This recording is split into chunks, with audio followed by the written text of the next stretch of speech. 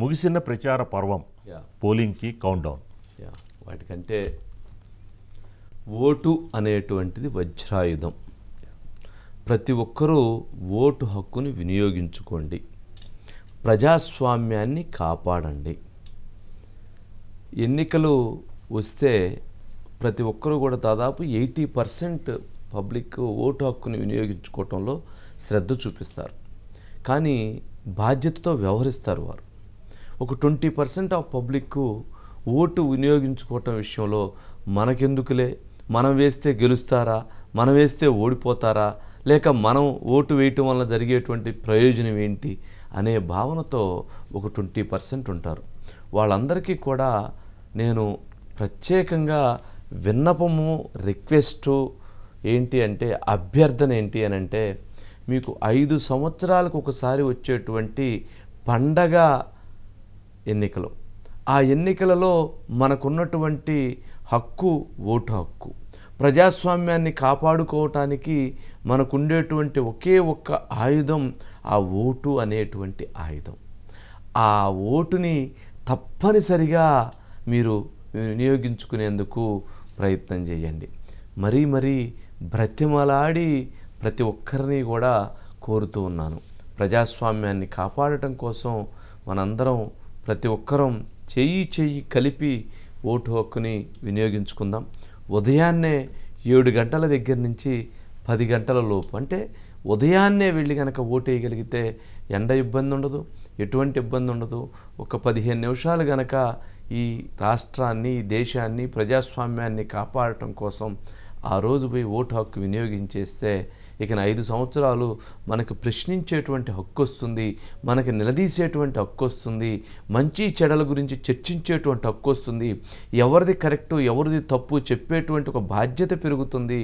ఈ బాధ్యత మనల్ని చూసి మన పిల్లలు లేక మనతో పాటు ఉన్నటువంటి మిగిలినటువంటి వ్యక్తులు కూడా అటువంటి బాధ్యతతో ఓటు హక్కును వినియోగించుకోవటానికి ముందుకు వస్తారు. మరొకసారి అందరినీ కూడా పేరున రిక్వెస్ట్ చేస్తూ ఉన్నాం. ప్రతి ఒక్కరూ మీ ఓటు హక్కుని వినియోగించుకోమని, ప్రజాస్వామ్యాన్ని కాపాడమని మహాన్యూస్ ద్వారా వేడుకుంటూ ఉన్నాం. ఇక రాజుగారు, ఈరోజు ముగిసిన ఎన్నికల ప్రచార పర్వం 6 గంటలకి గప్చిప్ సైలెంట్ అయిపోయింది. 6 గంటలతో అయిపోయింది. అందుకని మనం కూడా ఎన్నికల నిబంధన ప్రకారంగా ఒక పార్టీ గురించి లేదా ఆ పార్టీకి సంబంధించినటువంటి గెలుపు ఓటముల గురించి మనము చెప్పేటువంటి హక్కు లేదు. మనం అటువంటిది చెప్పకూడదు నిబంధనల ప్రకారంగా. అందుకని ఏ పార్టీకి సంబంధించిన అంశాల గురించి, ఆ పార్టీ యొక్క గెలుపు ఓటముల గురించి, ఆ పార్టీలో ఉన్నటువంటి అంశాల గురించి మేము ఈ 2 రోజులు చెప్పేదానికి దూరంగా ఉంటాము. కానీ మనకి ఈ 2 రోజులు ఏదైతే ఈ ఎన్నికల ప్రక్రియలో జరుగుతున్నటువంటి అంశాలను మాత్రం తెలియజేసేటువంటి బాధ్యత ప్రజానీకానికి మనకి ఆ అవకాశాన్ని కల్పించున్నారు. కావున ఈరోజు ఎన్నికల పర్వం ముగిసింది. దాదాపు ఆంధ్రప్రదేశ్, తెలంగాణ రాష్ట్రంలో, ముఖ్యంగా ఆంధ్రప్రదేశ్లో శాసనసభ, పార్లమెంటు ఎన్నికలకు సంబంధించి 2 జరుగుతూ ఉన్నాయి. తెలంగాణలో పార్లమెంటు ఎన్నికలు జరుగుతూ ఉన్నాయి. మరి ఎన్నికల నేపథ్యంలో ఈరోజు ఇప్పటికీ 2 రాష్ట్రాల్లో అటు ఢిల్లీ నుంచి నరేంద్ర మోదీ ప్రధాని గారు కావచ్చు, అమిత్ షా గారు కావచ్చు, నడ్డా గారు కావచ్చు, అలాగే ఇతర కేంద్ర మంత్రులు కావచ్చు 2 రాష్ట్రాల్లో పర్యటించారు. అదేవిధంగా రాహుల్ గాంధీ గారు కావచ్చు, ప్రియాంక గాంధీ గారు కావచ్చు పర్యటించారు. అనుకోకుండా ఇది మనది 2వ విడత జరగాల్సినటువంటి ఎన్నిక. 1వ విడత కానీ 2వ విడత కానీ ఇది 4వ విడతకి పోస్ట్పోన్ అయింది. 4వ విడతలో ఎన్నికలు పెట్టడంతో అనుకోకుండా ఎక్కువ సమయం, దాదాపు 45 రోజుల పాటు సమయము రావటంతో ఎక్కువ ప్రచారాన్ని, ఎక్కువ ఆర్భాటాన్ని నడపాల్సినటువంటి పరిస్థితి పార్టీ శ్రేణులకి ఏర్పడింది. అదేవిధంగా ఈ 45 రోజుల పాటు వాళ్ళు ప్రచార కార్యక్రమాన్ని హోరెంతిచ్చి ఉండేటువంటి ఆ టెంపోని కంటిన్యూ చేయటం కోసం, ఆ టెంపోని నిలబెట్టడం కోసం జరిగినటువంటి ప్రయత్నంలో చాలా వ్యయ ప్రయాసలకి లోనవ్వాల్సిన పరిస్థితి ఏర్పడింది. ఒకటి డబ్బు అదనంగా ఖర్చు అయినటువంటి పరిస్థితి. ఒక్కొక్క అభ్యర్థికి 5 కోట్ల నుంచి 10 కోట్ల వరకు ఖర్చు అయినటువంటి పరిస్థితి చాలా దగ్గర ఉంది. ఏది ఈ 40 రోజుల పాటు ఈ ప్రయాణాన్ని, ఈ ప్రచార పర్వాన్ని కొనసాగించడం కోసం 5 నుంచి 10 కోట్లు ఖర్చు అయినటువంటి పరిస్థితి ఉంది. అదేవిధంగా ఎండల తాకిడికి కాస్త అందరూ కూడా ఎంతో కొంత స్ట్రెయిన్ అయినటువంటి పరిస్థితి ఉంది. ఈరోజు పిఠాపురంలో పవన్ కళ్యాణ్ గారిది నేను చూశాను. నేను వెళ్తే అక్కడ వారు ఆ ప్రచారం దగ్గర నుంచి నడిచి వస్తూ ఉంటే ఆయన కాలు తొక్కేశారు. ఎవరు ఆ కాలు తొక్కేస్తే అది ఆల్రెడీ దెబ్బ దగ్గర ఉంది. ఆ గోరు అది ఇంకా బాగా ఇదైపోయినట్లుంది. విపరీతంగా బ్లడ్ కారుతానే ఉంది.